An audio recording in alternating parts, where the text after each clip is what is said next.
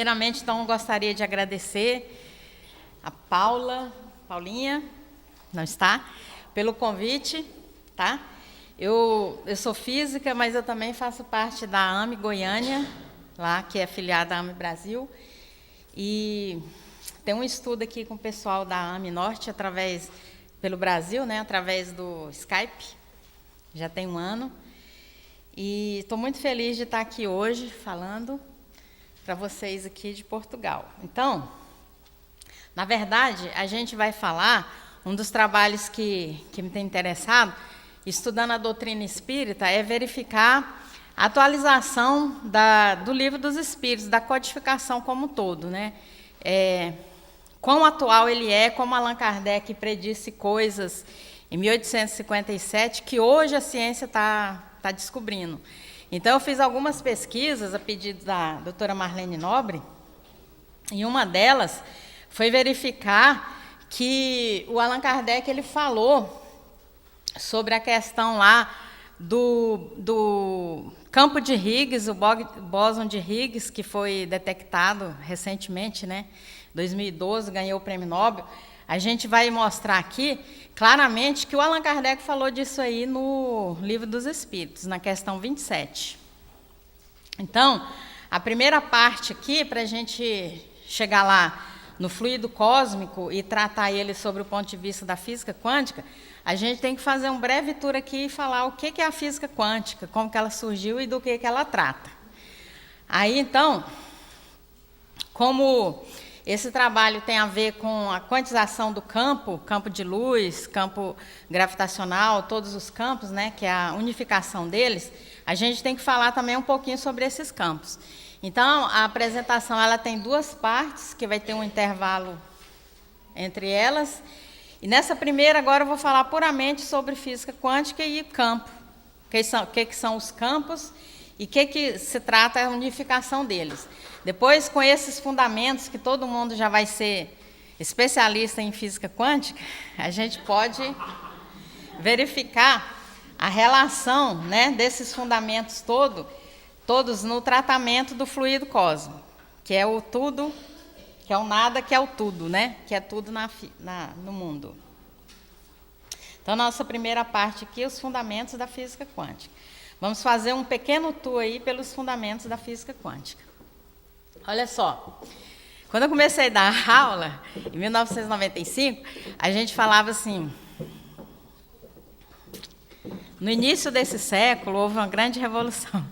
Agora a gente tem que falar assim, no início do século passado, parece que a gente envelheceu tanto.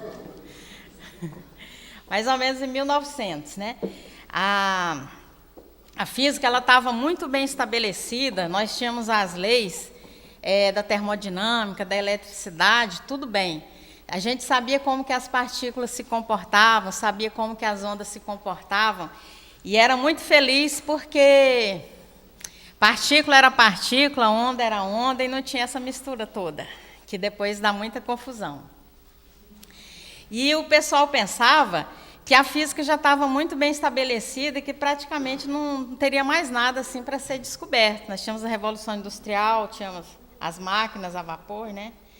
Então, uma frase do Lord Kelvin, que foi um grande físico, ele falava assim, a física é um céu azul, com pequenas nuvens no horizonte. Porque existiam algumas questões que eles tinham uma dificuldade tremenda de explicar, que estavam relacionados com a radiação do corpo negro.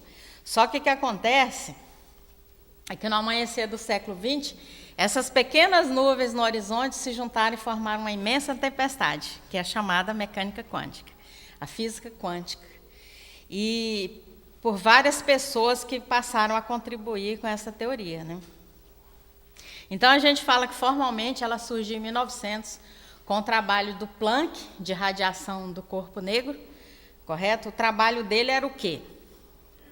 As pequenas nuvens que estavam lá assombrando o céu azul, estava relacionado aqui com esse primeiro gráfico aí de radiação em cavidade. Eles tinham uma cavidade, uma radiação, e aí os cálculos teóricos davam naquela curva azul, que era uma linha reta, tá certo? O que a gente sabia de física na época, de termodinâmica, tá? de estatística.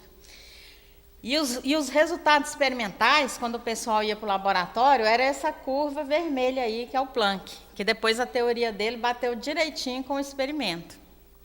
Então, onde que foi a contribuição do Planck? Ele pegou e falou o seguinte, olha, nós temos a radiação dentro de uma caixa, uma cavidade. Essa radiação, ela está sendo considerada que ela pode ter qualquer valor à energia, correto? Então, eu vou fazer uma diferença aqui. Está precisando quantizar essa energia. Essa energia que tem na cavidade, ela não pode ter qualquer valor, como se fosse assim, o conjunto dos números reais. Mas ela só pode ter alguns valores, e eu explico por quê. Tá certo? É porque, como a radiação está dentro de uma caixa, e aí a caixa para o Planck era tudo. Então, ela chama onda estacionária, ela tem nós fixos na parede. Quando ela bate, ela zera, volta. É que nem a gente tem a série harmônica lá. Você tem o primeiro harmônico, o segundo, o terceiro. Isso se justifica pelo fato de você ter zeros nas paredes, né? Por ela ser uma onda estacionária. Então, ele propôs que essa energia, ao invés de ter qualquer valor, ela tinha valores discretos, correto? E quando ele jogou esse resultado simples da energia ser, ao invés de qualquer valor contínuo, apenas alguns valores discretos, aí o resultado deu certinho. E a explicação dele, ele falava assim que era só uma questão de filosofia entender essas energias discretas, mas não tinha muita coisa não. O problema, sabe, os jovens eles são muito impertinentes. E o Einstein só tinha 23 anos nessa época, já tinha sido formado em física e tudo. E aí, em 1905, ele propôs uma série de trabalhos que a gente considera como sendo o ano miraculoso da física. Como que pode ter, num ano só, tantos trabalhos tão importantes? Tá? Tanto é que, em 2005, 100 anos depois, de 1905, foi festejado no mundo inteiro várias atividades na física, o ano miraculoso da física, 100 anos do ano miraculoso da física, né? Que o Einstein mandou um monte de trabalhos para publicação, um deles era a tese de doutorado. E o que o Einstein fez? Quase matou o Planck, que já não tinha quase cabelo. Ele falou assim, ó, a primeira coisa que ele fez, pegou essa caixinha do Planck, que era tudo para ele, para explicar por que a energia é quantizada. Precisa disso não. A luz, a energia, ela é quantizada, a natureza é assim, se comporta como se fosse corpúsculos, sabe? É porque antes você só tinha olhado para um lado da luz, você tinha visto ela como onda, mas ela, se você fizer o experimento certo, ela se comporta como uma partícula, entendeu? Aí mandou para a própria revista do Planck, ele falou, meu Deus, mas o menino é bom.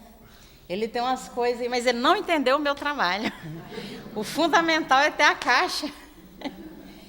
Então, esse foi o ano miraculoso da física. O Einstein teve uma produção altíssima durante toda a vida dele, mas esse foi o trabalho que propriamente deu a ele o prêmio Nobel. Ele é muito conhecido pela teoria da relatividade, da gravitação. Mas o que deu o prêmio Nobel para o Einstein foi chamado efeito fotoelétrico. Ele falou assim, olha, a onda, a luz, que sempre a gente olhou para ela como sendo uma onda e sempre buscou um experimento onde ela se manifestasse como onda, ela se comporta como se fosse um corpúsculo, pacotinhos de energia, discreto, que foi chamado de fotão. Agora já estou falando português de Portugal. Fotão.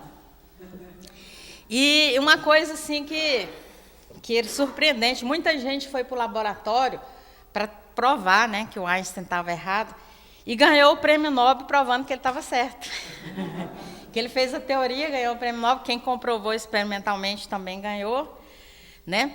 Mas aí a questão não acaba aí não, porque logo depois veio um francês chamado Louis de Broglie, e ele falou assim, vem cá, mas o que é isso? Que privilégio é esse? Se a onda, que era uma ondinha, pode se comportar como uma bolinha, então por que uma bolinha assim, igual um eletrão, não pode se comportar como uma onda? Aí ele postulou que pode. Fez uma tese de doutorado de 4 páginas, e a tese dele era essa, dizendo que as matérias também poderiam se comportar como onda. E quem duvidasse que provasse, porque o ônus da prova não era dele.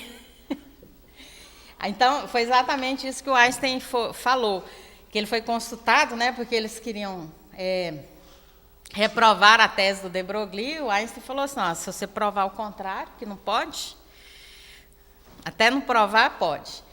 Então, o de Broglie, ele deu essa contribuição aí, que hoje, essencialmente, a mecânica quântica é isso. A mecânica quântica é uma teoria para estudar ondas de matéria. A matéria no seu aspecto ondulatório, correto? Ele postulou que esse lambda da letra grega é o comprimento de onda do elétron. Ela tinha que ser uma constante, que é a constante de Planck, 6,64 vezes 10 a menos 34, um número extremamente pequeno, dividido pela quantidade de movimento que o elétron teria, né? Digamos, qualquer partícula da mecânica quântica. A massa vezes a velocidade. Essa massa vezes a velocidade, a gente chama de quantidade de movimento, ela é a informação mais precisa do que só a massa ou só a velocidade. Porque às vezes você pensa assim, que um corpo com a massa muito grande, ela carrega uma quantidade de movimento grande. Mas se a velocidade dele for pequena, o estrago é pequeno. Mas, às vezes, se você colocar uma bolinha de gude na mão do Golias, do Davi, ele faz um estrago grande, porque ele faz uma velocidade grande, então o que importa é o produto, né? Então, como a maior velocidade que a gente pode ter é da luz, que é 3 vezes 10 a oitava, qualquer partícula do mundo macroscópico aqui, que você pegar uma pena, por menor que seja uma grama, esse comprimento de onda é tão pequeno que não tem condição de ser observado, entendeu? Qualquer fenda que você tenha, a menor possível, daquelas que você faz só no laboratório, da IBM, certo? Que é a nano, né? Hoje em dia nós vivemos no mundo da nanotecnologia, 10 a menos 9 metros. O comprimento de onda de uma partícula macroscópica, ela é muito menor. Ela passa numa fenda da nanotecnologia, né, de nanômetro, dando pulo cambalhota, então não vai ser observado. Só que se você jogar a massa das partículas do mundo microscópico, como o elétron, que tem massa 10 a menos 31, aí você já tem um comprimento de onda que dá para você passar ela numa fenda e ele ser difratado e apresentar as suas propriedades de onda. Então, a tese de Broglie, ela só foi verificada acidentalmente algum tempo depois, né? E mesmo assim ele ainda virou doutor com essa ideia. Então, o que acontece é o seguinte, as partículas, né, podem ser onda e as ondas podem ser partículas, então até é difícil nomear. Então, como eu trabalho com isso o tempo todo, até dou aula, já inventei até um nome próprio. Na mecânica quântica a gente chama de ondícula. Porque, intrinsecamente, ela é onda e partícula, certo? E o que vai fazer ela se manifestar de uma forma ou de outra é o experimento que a gente muda, que a gente monta para que ela seja observada. Se eu jogar uma ondícula numa câmara de gás, ela sai se chocando com as partículas do gás e deixa um rastro. Então, nisso aí eu estou vendo a manifestação dela como uma partícula. Mas se eu mudar o experimento e jogar ela numa dupla fenda, ela pode assumir a sua natureza de onda, se dividir, porque a onda se divide, passar nas duas fendas ao mesmo tempo e mostrar um efeito de interferência. E esse é um dos experimentos mais sofisticados que existe em física atualmente, que o pessoal faz, de colocar elétrons passando por fendas, eu vou chegar lá, e verificar a natureza ondulatória dele. Então, a mecânica quântica, a física quântica, ela é uma teoria de ondas de partículas, né? Partículas se comportando como onda, tá certo? E um objeto quântico, como um eletrão, ele pode estar em mais de um sítio ao mesmo tempo. Por quê? Porque se o elétron é uma onda não é uma coisa localizada no espaço. Você joga uma pedrinha na água, aquilo tudo é a onda. Então, se aquilo tudo é o elétron, onde ele está? Ele está aqui, está ali, está em todos os lugares. Então, como que você fala que uma partícula, né, uma ondícula, pode estar em mais de um sítio ao mesmo tempo? Uma estranheza da mecânica quântica é a propriedade da onda. Então, a gente, nos fundamentos da mecânica quântica, foram as discussões filosóficas esquentadíssimas que tinham para discutir todas essas questões filosóficas. Por exemplo, colapso da função de onda. O que é o colapso da função de onda? O eletrão ele é descrito por uma função de onda, até que você vá lá e faça uma medida. Quando você faz uma medida, ele deixa de ser onda e passa a ser localizado no espaço como uma partícula. Quando eu faço isso, eu falo que eu estou colapsando a função de onda dele. Tá certo? Quando eu colapso a função de onda dele, ele aparece como uma partícula, ele passa a ter uma realidade aqui. Mas antes disso, tá certo? Não podemos dizer que um objeto quântico se manifesta na realidade comum espaço-tempo. Que realidade que ele tem enquanto ele era uma onda? Um experimento que foi feito para eletrões tem mais ou menos esse princípio aqui, ó, do experimento da dupla fenda. Você incide luz, colima ela passa por duas fendas e aí ela forma duas ondas diferentes. Essas duas ondas, depois do anteparo lá, B e C, elas vão se interferir, né? Vão se superpor. E essa superposição pode ser construtiva ou destrutiva. A gente sabe, quando a gente estuda ondas, que a gente pode somar duas ondas em fase, que elas dão uma onda maior, ou as ondas podem se destruir, né? Se elas estiverem fora de fase. Então, interferência destrutiva e construtiva. Então, o padrão que aparece na tela, colocado aqui, o ecrã, são claros e escuros, que mostram interferência construtiva, destrutiva. Então, você está vendo, sempre que você tiver um padrão desse, de claro e escuro, você está vendo um típico comportamento de ondas, de interferência, certo? Interferências. Então, por exemplo, se eu for fazer um experimento desse aqui no mundo macroscópico, jogando, né, o professor de tênis lá jogando um monte de bolinha, como eu tinha falado lá, o de Broglie, o comprimento de onda das bolinhas é muito pequeno, você não vai observar a natureza ondulatória dele, não. Então, ele passa pelas fendas, você só vê duas, aquilo ali não é padrão de interferência de fendas, né? Mas vamos para o mundo das coisas bem pequenininhas, aquelas que você nem enxerga. Eles fizeram experimentos extremamente sofisticados, foram feitos para garantir que apenas um eletrão seja emitido a cada vez, porque eles jogaram elétrons na fenda e observaram os efeitos ondulatórios. Está bonitinho aí, claro, escuro, claro, escuro. Então, uma das questões que tinha era o seguinte, essa interferência pode ser porque alguns passaram por uma fenda, outros pelo outro e tal. Então, eles sofisticaram mais ainda, porque é extremamente difícil, né, você isolar um elétron, uma criatura bem pequenininha, do mundo microscópico, de forma que só vai um de cada vez. Esse é um experimento difícil. Foi um, depois ia outro, correto? Resultado, ele passou pelas duas fendas ao mesmo tempo, porque como ele é onda, ele pode se dividir, uma onda se divide. Passa uma onda por um divisor de feixes, né? Você joga metade da onda para cá, metade da onda para lá. Então, verificou-se mesmo o elétron manifestando aí a sua natureza ondulatória, sendo que ele também não deixa de ser uma partícula, né? Então, ele é mesmo uma ondícula. A outra questão muito filosófica, discutida na mecânica quântica, é o fato seguinte: quando você faz aquele experimento e você não observa por qual fenda o elétron está passando, se mesmo você jogando um de cada vez, ele se divide, forma um padrão de interferência. Se você resolver olhar, colocar um olhão lá e ver, agora eu vou ver, eu vou manifestar, eu vou jogar 1000 elétrons e vou marcar. Um está passando pela fenda 1, o outro está passando pela fenda 2 e vou registrar isso daí. Ele não mostra mais o padrão de interferência. Quando você coloca o olho aberto, ele se manifesta como partícula. Com o olho fechado, ele se manifesta como onda. E é o mesmo experimento, tá certo? Embora tenha muitas questões filosóficas por trás, coisas muito importantes para a gente entender, mas uma das questões é o seguinte: o que é olhar em física? Aqui eu estou falando que é um olho, né? Mas como que eu vou saber por qual fenda o elétron passou? Eu tenho que colocar um detector de partícula, porque na hora que ele passar, ele faz um clique, correto? O fato dele fazer um clique, aí ele já absorveu aquele elétron ali, entendeu? Então, a gente tem que pensar o que significa olhar e não olhar na física quântica em termos dos experimentos que são montados. Então, o eletrão é uma ondícula, ele intrinsecamente é onda e partícula.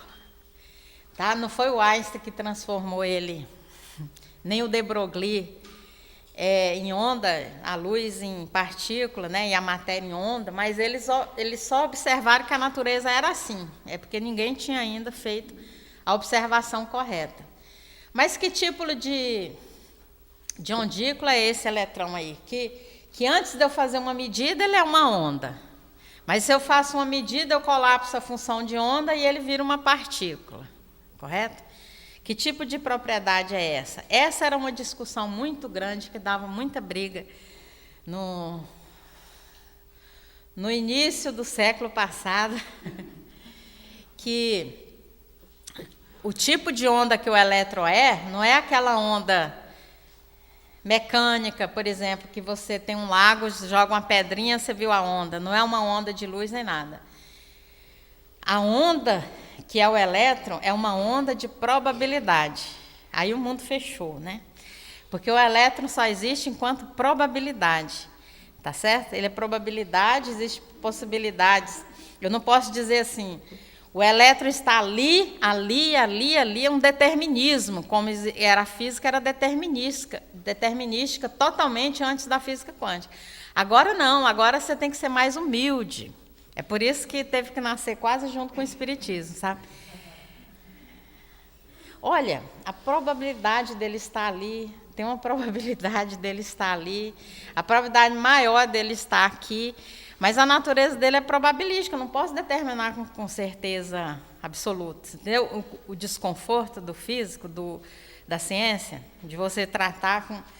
tudo era determinístico, a gente estudava na física de Newton, que você dava um chute numa bola, aí as questões da prova lá, quem fez física aí no segundo grau? Onde que ela vai estar daqui a 5 segundos? Com que velocidade? Quanto que ela vai parar? Você determinava tudo. Se você soubesse a posição inicial e a velocidade inicial dela, com a força que se aplicou, você descrevia o movimento dela todinha. E agora, na mecânica quântica, nada é tão determinístico assim. É mais probabilístico. As coisas podem, inclusive, mudar de opinião, entendeu? Uma probabilidade maior pode virar uma menor, tá certo? Então, elas são ondas, mas não são essas ondas mecânicas, são ondas de probabilidade, de possibilidade. O Bohr defendia, né, que ele não tinha uma realidade manifesta nesse espaço-tempo, até que fosse feita uma medida e que se passasse das potencialidades das funções de onda para as realidades. E isso era uma questão extremamente complicada, deu muita discussão entre o Bohr e o Einstein, né? O Einstein não acreditava nisso, ele falava que Deus não joga dados. E essa interpretação é a que venceu, porque no início do século passado não pôde ser feito nenhum experimento que comprovasse ou não a física quântica. Esses experimentos só foram feitos mesmo a partir de 1960, com a invenção do laser. São experiências extremamente sofisticadas, igual que eles estão fazendo hoje em dia, e a maioria deles já tinham morrido, né? O pessoal de 1900 já tinham partido dessa, para reencarnar, né? Deve estar aí. Morro de medo de encontrar um desses na sala de aula. De vez em quando a turma é nova, eu chego na sala, né? Olha assim, ai, se você estiver aí, você não me aperte, você fica caladinho. E essa interpretação, ela foi dada o nome de interpretação de Copenhague, porque, na verdade, a física ela tem vários tipos de interpretação. A física quântica ela não está ainda fechada. Muitas questões filosóficas estão em aberto. O pessoal agora está levando esses fundamentos para a área da mente, da psicologia, né? Então, nada impede que você fale alguma coisa desde que ela não viole os experimentos, né? Mas, até agora, está valendo ao que foi proposto pelo Bohr, que foi realmente um dos grandes pais da física quântica, e ela é chamada interpretação de Copenhague, porque Copenhague é a capital da Dinamarca e o Bohr era dinamarquês.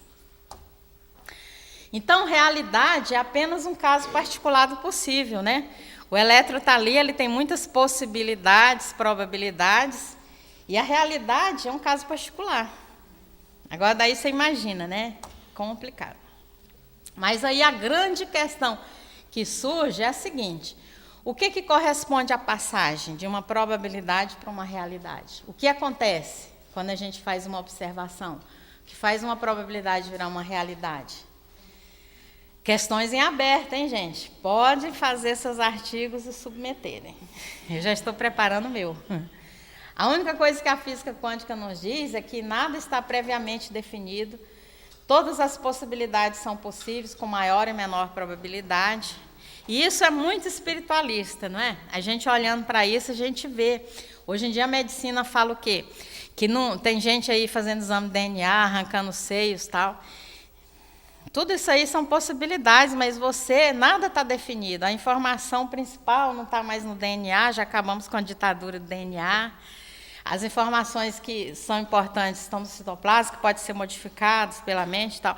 E a mecânica quântica tem essa visão aí, sabe, de que nada é determinístico, sabe, probabilístico. A questão é onde que a gente vai lá e muda, né, e faz aquela realidade que você quer. Então, questões que tiveram grandes debates. E o Bohr, o dinamarquês aí, ó, ele falou o seguinte, estava todo mundo assustado, e ele falou assim, é para assustar mesmo, porque quem não se assustou com a física quântica é porque não entendeu ainda, porque ela desafia o senso comum, entendeu? Então, você tem que ficar assustado mesmo. Essa é uma frase de grande efeito que tem. Geralmente, quando eu estou dando a disciplina, né, Introdução à Física Quântica, eu coloco uma frase de efeito no final de toda a prova, e aí eu coloco essa do Bohr aí, que é muito famosa, né? Quem não se assustou com a física quântica é porque não entendeu. Aí um dia um aluno me respondeu, professor, eu não entendi, mesmo assim eu me assustei.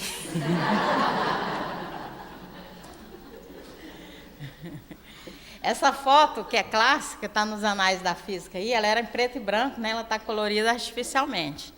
Foi uma conferência em Solvay, que teve em 1927. Só para você ter uma ideia, isso aí são os verdadeiros pais da física quântica, né? Tem uma mãe também, porque mãe é só uma, né? A Madame Curie. Pais são muitos. Então, para você ter a ideia da grandiosidade, aí nós temos 29 pessoas, 17 desses daí ganharam o prêmio Nobel. Correto? Um dia ou outro mais para frente. O Schrödinger foi um dos grandes pais da física quântica. Ele se desiludiu demais, porque igual o Bohr falou, que quem compreendeu se assustou. Então, eu acho que ele compreendeu muito, que a contribuição dele foi muito importante, então ele se assustou demais, ele deixou de ser físico e foi ser biólogo. Antes de sair, ele publicou um artigo que diz o seguinte, é conhecido aí na praça como o paradoxo do gato de Schrödinger. Ele propôs assim, a física quântica, as partículas, elas são descritas em termos de uma função de onda, que envolve várias possibilidades, né? Superposições, o elétron pode estar aqui, ali e tal. Então, um exemplo para dar, ele usou um gato, mas todo mundo que trabalha com física quântica, quem estuda, né, faz um seminário como esse aqui, sabe que o gato do Schrödinger é um elétron, é uma partícula do mundo microscópico, né? O gato aí é só para ilustrar. Então, ele falou assim, vamos supor, no paradoxo do gato de Schrödinger, vamos supor que nós temos uma caixa hermeticamente fechada e você não sabe absolutamente o que está acontecendo lá dentro. E lá dentro tem um gato, correto? Junto com o gato, nós vamos colocar esse dispositivo aí.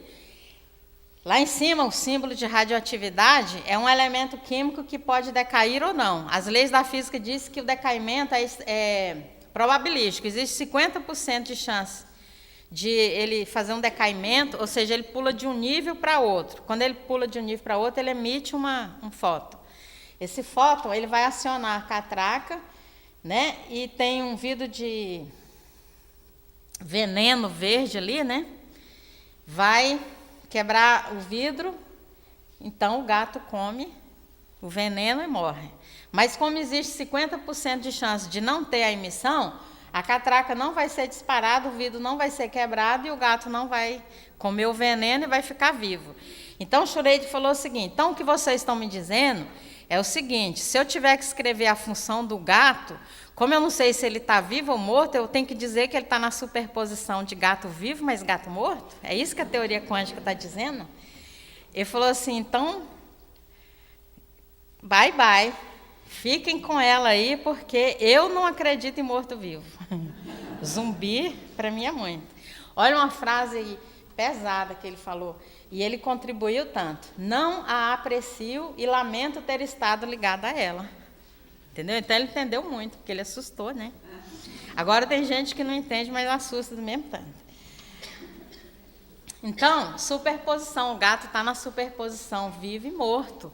Até que você faça uma medida, não é isso? Ele é uma função de onda com probabilidade. No caso, 50% de chance dele estar vivo e 50% de chance de estar morto. Fez uma medida, significa abrir a caixa. Colapsou a função de onda, ele vai se apresentar, ou vivo ou morto. O que corresponde a essa passagem? O que faz com que uma potencialidade vire uma realidade, uma questão em aberto, né? E essas coisas que o Schrödinger não acreditava de jeito nenhum, que algum dia você fosse ver o gato vivo e morto ao mesmo tempo, hoje em dia nós já estamos vendo nos laboratórios, nos grandes laboratórios que fazem experiências sofisticadas, partículas atômicas, superposição já são observadas. Tem uma teoria, então você vê dois picos e aquilo ali está representando dentro do modelo que você propôs o elétron estando aqui e ali ao mesmo tempo, correto? Uma coisa que ele não acreditava, correto? Porque a natureza é assim, mas, né? Então, dificuldades envolvidas com esse tipo de medida não é fácil. Quando o cara faz um experimento desse, que ele mostra um estado de superposição, é um dos artigos assim mais renomados da física, no Nature Science, certo? Por que essa experiência não é qualquer um que pode fazer? Porque existe um vilão que chama decoerência quântica. Ela destrói rapidamente o estado de superposição, sabe? Por quê? Porque você não consegue isolar uma partícula do seu meio ambiente. Então, você quer trabalhar com elétron, fazer medidas nele. Você vai colocar ele dentro de uma cavidade. Mas a cavidade não é formada de átomos, não é feita, né? Átomos, moléculas. Ele começa a interagir ali, se você joga um fóton, uma luz ali, começa a interagir com a própria cavidade, correto? Trocar energia com ela, e aí essa superposição, ela é rapidamente destruída. No entanto, o fato de já terem sido observados significa para nós que a natureza já deu evidências, sabe, de que essa superposição existe mesmo. E com tecnologia, porque não existe nenhum princípio, isso pode ser aperfeiçoado e a gente conseguir manter estados de superposição, correto? Isso é o princípio do computador quântico. Tanto é que existem vários laboratórios investindo milhões, né, em pesquisas, porque acredita que realmente isso vai existir. Qual que é o princípio do computador quântico? Ele é mais ou menos como o computador clássico, naquela linguagem binária que usa 0 e 1. Tudo que a gente vê dentro do computador lá, você pode escrever na linguagem de 0 e 1. Pode transformar qualquer número, qualquer palavra, som, imagem em 0 e 1. A mecânica quântica, ela vai aumentar sensivelmente essa rapidez de computação, assim como as memórias, porque você não está limitado a 0 ou 1. Porque o gato não precisa estar vivo ou morto. Ele pode estar vivo e morto. Então, você pode ter superposições de 0 e 1, correto? E isso vai ser o computador quântico, usando os fundamentos da física quântica, que vai ser o poder, né? Eles vivem falando que vai testar um protótipo, já está pronto e tal, mas toda a dificuldade está em você conseguir manter a superposição do 0 com 1, né? Do gato vivo com o morto, um tempo razoável. Porque é muito difícil, porque existe um vilão que se chama coerência quântica. Mas quando a natureza já deu sinal de que é assim, aí é só questão de ir atrás, porque a tecnologia, né, vai aumentando e as capacidades de fazer vai ser muita coisa. Então, uma outra questão de estranheza na mecânica quântica a gente chama saltos quânticos. No modelo de Bohr do átomo, você tem um núcleo, o eletrão fica girando em torno do núcleo e ele só pode ir para algumas camadas, que a gente estuda lá na química, né? Camada K, L, M, correto? Nessa camada, ele girando, ele não emite radiação, e quando ele pula de uma camada para outra, né? Do K para L, ele emite radiação. Só que as únicas órbitas que ele pode estar é essas. Então, quando ele pula de uma para outra, ele passou através de um espaço que não é esse aqui, nosso. Porque ele não pode ir dessa camada para essa, passando por esse espaço aqui, porque é proibido, na teoria. Você só pode estar nessas camadas. Então, ele tem que desaparecer aqui e reaparecer ali, ou no outro espaço, né? Que só nós espíritos sabemos que existe. A ação quântica à distância foi uma discussão muito grande que foi travada entre o Bohr e o Einstein. E essa guerra aí, o Bohr venceu, correto? O Einstein não acreditava. E física é uma ciência experimental, o experimento sempre dá a última palavra. Então, essa experiência ela foi feita em 1985, na França, pelo professor Alain Aspect, que entre os místicos é o físico mais conhecido que existe, por causa dessa experiência. E a única coisa que eu não entendo até hoje é que eles não deram o prêmio Nobel para Alain Aspect, nunca por esse experimento aí, sabe? Por exemplo, o cara vai para o laboratório provar que o Millikan ganhou o prêmio Nobel provando o efeito fotoelétrico, apesar de que ele estava querendo provar que o Einstein estava errado e não certo. Agora teve a detecção das ondas gravitacionais, que o Einstein mesmo acreditava que existia, mas que nunca seria determinado, porque o experimento é sofisticado. Foi feito e deram o prêmio Nobel, correto? E essa discussão que teve aí, que foi extremamente importante, o Alain Aspect fez, e eles não deram o prêmio Nobel para ele. Porque você teria, a gente vai mostrar agora, você teria que admitir, né, um mundo outro que está longe desse nosso aqui, que a gente está acostumado, quadridimensional, 3 de espaço e 1 de tempo. Então, a ideia era o seguinte, que o Einstein falou, ó, ele falou assim que bolou um experimento imaginário, que o Alain Aspect fez de fato, e que se esse experimento pudesse ser feito, na época dele não podia, ia ser provado que a mecânica quântica estava, no mínimo, incompleta. Ele não disse que ela estava errada, ele acreditava em muitas coisas da mecânica quântica, no mínimo, incompleta.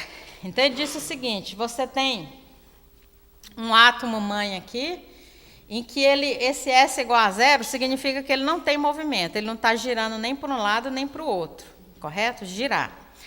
Ele vai emitir 2 partículas, tá certo? Que vão ser lançadas em direções opostas. Isso acontece na física. Então, vamos supor que uma está girando no sentido anti-horário e a outra no sentido horário. Geralmente é isso que acontece. Só pode acontecer isso. Você jamais poderia, um átomo parado, emitir 2 partículas girando no sentido horário, porque você estaria criando movimento. E na natureza nada se cria, correto? É a conservação, a lei da conservação. Então, aí não está violando nada, porque se você pegar mais meio com menos meio, dá 0. Então, o momento antes é igual depois, a energia antes é igual depois. Se eu tenho 5 joules, eu dou 2 para um, 3 para outro, eu não posso dar 3 e 3, certo? Então, isso aí está tudo certo. Então, o Einstein falou o seguinte, ó, vamos supor que eu pegue um desses, minha partícula lá que está girando no sentido meio, e jogue ele bem longe, né? Ele usou até andrômetro lá. E aí eu vou fazer uma pequena experiência com ele. Eu vou girar, se eu passar ele num campo magnético e ele estiver girando assim, no sentido horário, eu passando ele no campo magnético, eu inverto e passo a girar no sentido horário. Só que o outro, que já estava no sentido anti-horário, vai permanecer, eu não vou fazer nada com ele. Por questões de segundos que seja, eu vou ter 2 girando no sentido anti-horário. E aí eu provo que a mecânica quântica está incompleta porque foi violado o princípio da conservação. Correto? E o Bohr dizia que não era bem assim, respondeu o artigo e tal. Mas o que a experiência do Alain Aspect fez? Ela verificou que na hora que você girou o elétron de lá, que estava no horário, e botou no anti-horário, esse daqui soube instantaneamente, no mesmo tempo. E virou. Então, esse aqui estava no anti-horário, passou para o horário, esse aqui passa para o anti-horário. E essa experimento é assim, ela tem uma frequência altíssima. Você pode pegar esse elétron de horário para anti-horário e fazer assim, ó. E o outro que está aqui, ele dança na mesma harmonia. Entendeu? Ele inverteu. Se você fizer umas contas, vamos supor que eles se comunicam mentalmente. O cara vou mandar uma informação, muda o seu aí que eles estão mudando o meu. gasta um tempo para a informação chegar, porque a informação ela tem que viajar com que velocidade? Da luz. Então, por menor que seja esse tempo, deveria ter um... E não tem. Tá? A experiência linda. Ela foi repetida várias vezes, recentemente, pelo professor Nicolas Gisan na Suíça, e é o experimento assim, mais repetido. Eles colocam distâncias cada vez maior. Então, quer dizer, a gente chama de ação quântica à distância, porque eles se comunicam instantaneamente sem usar esse espaço-tempo aqui, porque a informação não chegou por lá, porque ela gastaria um tempo. E ela não gastou esse tempo. Então, existe um outro espaço que não é esse espaço nosso aqui. Dar o prêmio para Alain Aspect é assumir isso e redirecionar tudo. Tá certo? Então, as partículas do mundo da física quântica, elas se comunicam, ação quântica à distância. Sabe? A gente fala que é uma interação não local, não depende desse espaço aqui. Se você se emaranha com a partícula aqui, correto? Você passa a sentir tudo que ela tem instantaneamente, certo? Fica em comunhão.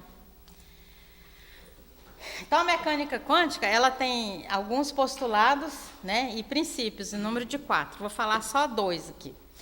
O princípio da complementaridade, que diz que natureza ondulatória e corpuscular são complementares, mutuamente excludentes na mesma experiência. Se você monta um experimento para que ela se manifeste como partícula, nesse mesmo experimento você não vai conseguir fazer ela se manifestar como onda e vice-versa. E isso tem uma consequência. Na matemática, consequência a gente chama de corolário. Qual que é o corolário? É que a dualidade, ela tem como corolário incertezas. Então, o fato da natureza intrínseca, né, das ondículas serem onda e partícula, e você não poder associar ela só à natureza corpuscular ondulatória, gera incertezas, e você não pode medir com precisão absoluta, por exemplo, a posição e o momento dela. Vamos supor que você queira enxergar uma partícula, né, que seja uma ondícula, no microscópio. Você joga ela lá. Aí você tem que acender a luz, né, microscópio óptico, para enxergar bem. Quando você enxergou a luz, o microscópio óptico, você está jogando uma bolinha muito intensa em cima dela, porque a luz se comporta como se fosse pacotinhos de energia foto, natureza corpuscular. Aí você joga lá e espalha ela, entendeu? Então você não vê direitinho onde que ela está. Aí fala assim, não, eu vou jogar uma luz bem fraquinha, porque ver se eu consigo ver. Aí você não espalha ela tanto, você tem a precisão, né? Mas aí você não consegue enxergar, você não mexe na velocidade dela, porque quando você joga uma luz intensa, ela fica dançando, você não tem precisão na velocidade. Se você joga uma bolinha pequena, que é um fóton, né, de energia, de pouca luz, ela se mexe pouco, mas você não enxerga. Onde que ela está mesmo? Entendeu? Um cobertor curto. Quando você cobre bem a cabeça, você descobre o pé. Então, para o nosso estudo lá do fluido cósmico, tudo que foi levado até agora, foi para chegar nesse ponto. Incertezas. A mecânica quântica, a gente não pode determinar com precisão absoluta posição e momento. Tá? São grandezas canonicamente conjugadas, né? Posição e velocidade, digamos assim. Ou então intensidade e fase. Se eu sei bem a intensidade de uma luz, né, que ela vai de menos 10 a 10, estou restringindo mais, né? É a mesma coisa de eu dizer assim, a pessoa está aqui, de menos 10 a 10 você acha ela. Aí se ela ficar mais indefinido, não, vou no parque inteirinho, parque biológico, de menos 40 metros. Até 40 metros ela está. Então, você está aumentando o erro. Quando você diminui o erro numa, que ela vai de menos 10 a 10, você não tem precisão na outra variável, que é a fase. Por isso que ela está grossa ali. Quando você aumentou a imprecisão aqui em outra grandeza, aí você diminuiu na fase, que ela está uma linha mais fina. Tá certo? Então, você não pode medir intensidade, fase, posição e momento, ou energia, tempo, correto? E aí é o seguinte...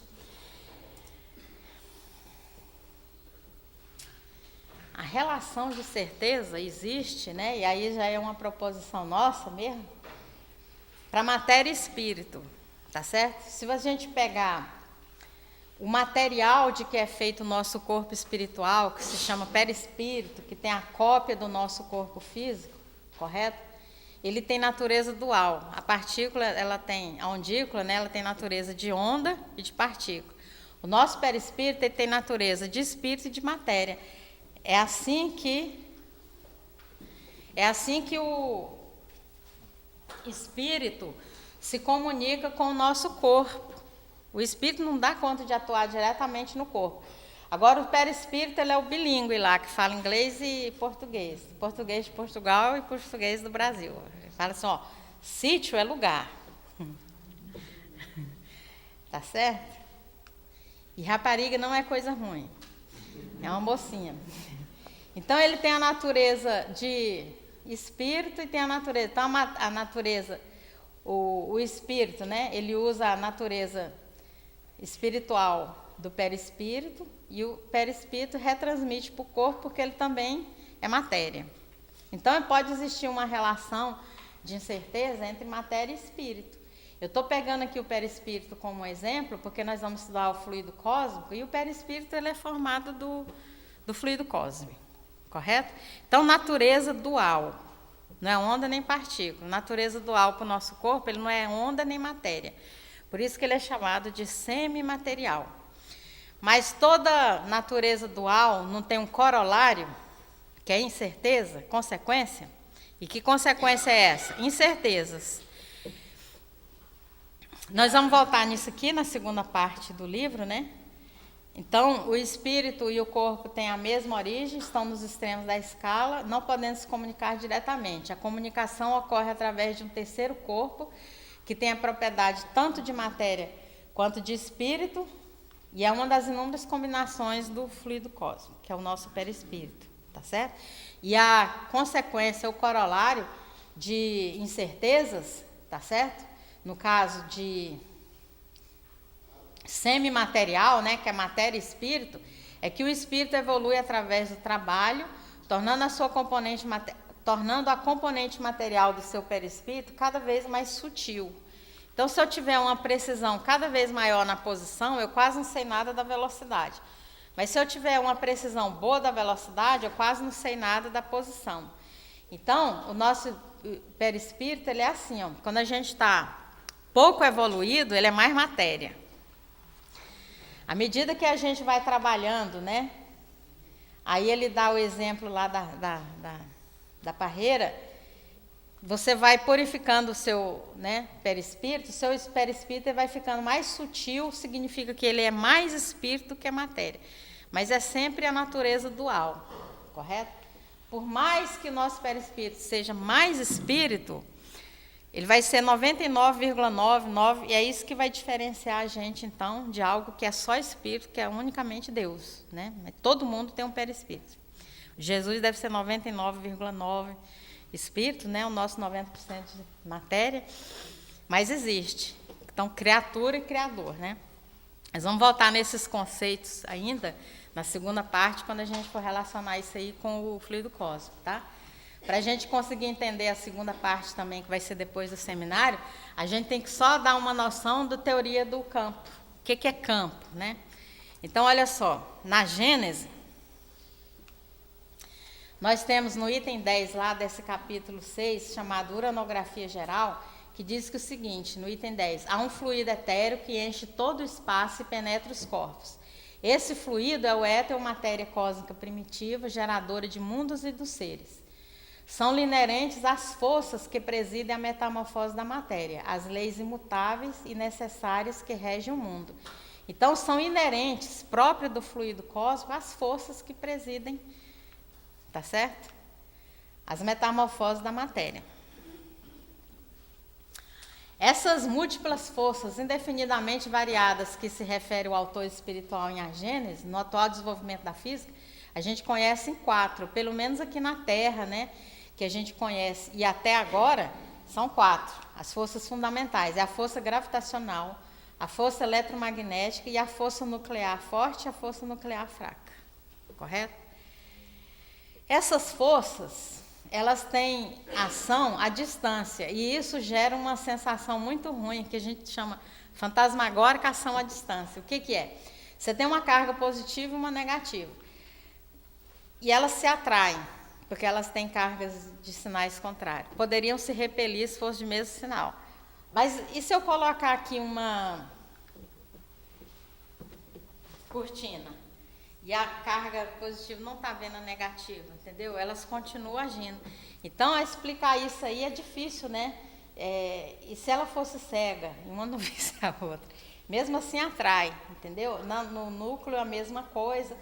Os planetas giram em torno aqui do Sol, porque existe uma força que é chamada força gravitacional, que massa atrai massa, mas são do tipo fantasmagórica, ação à distância. Então, para evitar esse mal-estar, os físicos inventaram o conceito de campo. Cada força tem associada a ela um campo. Aí fica mais fácil. Olha só, o elétron, né? O eletrão, tem que falar português de Portugal. Ele está aqui, ele modifica a região do espaço em torno dele. Então, ele cria um campo elétrico. A outra carga, ela sente a influência do campo elétrico. Então, em vez de eu falar uma força atrai ou repele outra força, uma força modifica a região do espaço, chamo de campo, e a outra partícula interage com esse campo, entendeu? Então, a força é carga vezes o campo. Aí eu não preciso falar em fantasmagórica, ação à distância, correto? Força gravitacional é a mesma coisa. Por que massa atrai massa? Porque existe um campo gravitacional, correto? Associado. Então, se nós temos as 4 forças fundamentais, nós temos 4 campos. E cada campo tem uma partícula mediadora, tá certo? No caso do campo gravitacional, essa partícula mediadora se chama graviton, correto?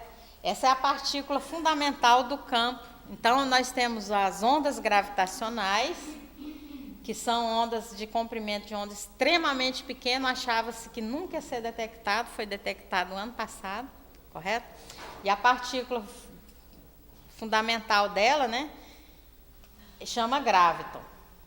Existe o campo elétrico, eletromagnético, que é o campo de luz, correto? Que são umas ondas, e a partícula fundamental dela se chama fóton, correto?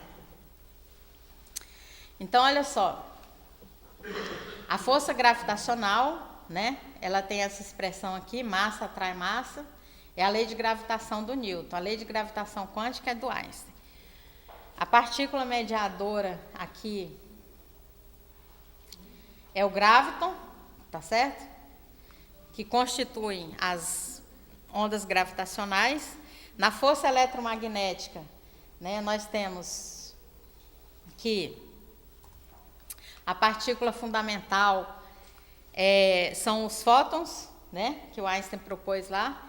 Então, olha só, são forças totalmente diferentes. Agora, elas têm limite de atuação. Quando você está aqui no mundo grande, desde os átomos até as enormes montanhas, passando pelos seres humanos, tudo determina a interação eletromagnética. E as interações entre esses corpos ocorrem em função da força eletromagnética. Todos os nossos sentidos aqui são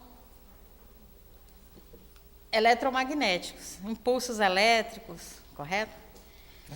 No entanto, quando você vai para cá, para o mundo dos sóis, dos planetas, a força que predomina aqui é a força gravitacional, ela é mais importante. Então, as forças, elas têm a sua lugar de atuação, onde ela é mais importante. Quando você vai estudar o átomo lá, o elétron gira em torno do núcleo com a força elétrica, correto? A força de Coulomb, que é o produto das cargas pelo quadrado da distância, ela é muito maior do que a força gravitacional que existe entre a massa do elétron e a massa, né? A massa do elétron e a massa do próton. Então, lá predomina a eletromagnética, mas aqui, ó, nesse limite, predomina a força gravitacional.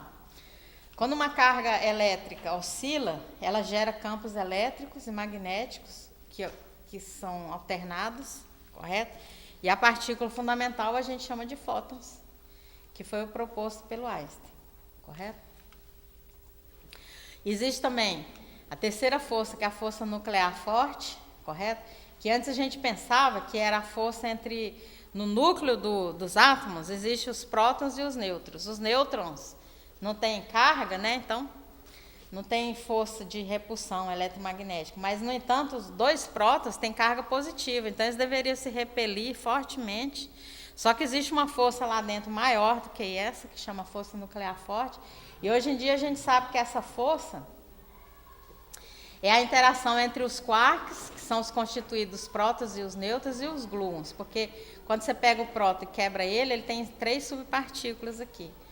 Então essa força ela é maior do que a eletromagnética quando você vai para o núcleo. Ela é maior, né, nesse domínio aqui. E é isso que dá estabilidade para o núcleo. Mas existe uma outra força nuclear, que é a fraca, que é responsável aqui pelos decaimentos da radiação, correto?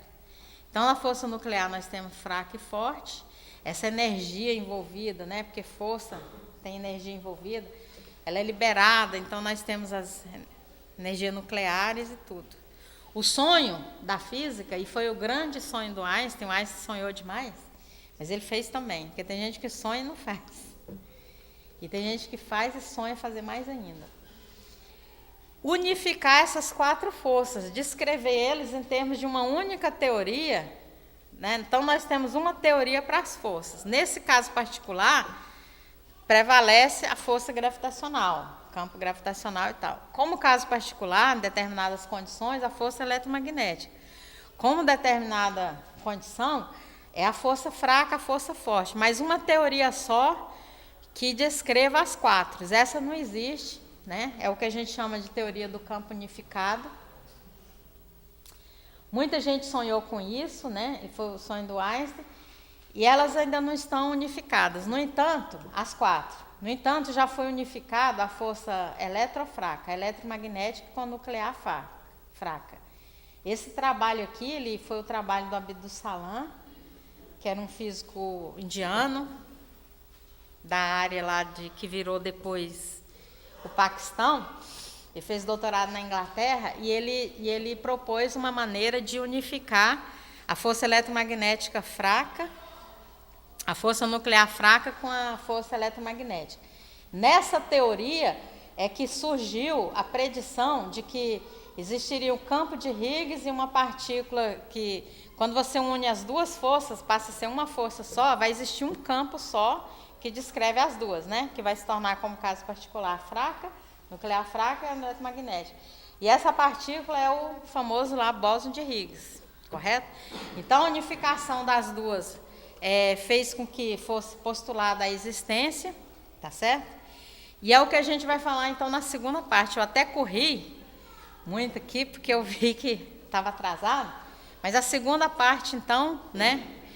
A gente vai mostrar que essa força geral única existe, né? Ela é o amor. O próprio Einstein falou isso numa carta para a filha dele. E o campo associado é o campo gravitacional? Não. É o campo eletromagnético? Não. É o fluido cósmico, esse campo geral. Correto? Então, agora a gente vai ver a relação do fluido cósmico com a teoria do campo unificado. Nós não temos ainda uma teoria que unifica as 4, mas nós vamos trabalhar em cima da unificação das duas e mostrar que essa teoria o Allan Kardec falou muito antes dos caras que ganharam o prêmio Nobel ter nascido.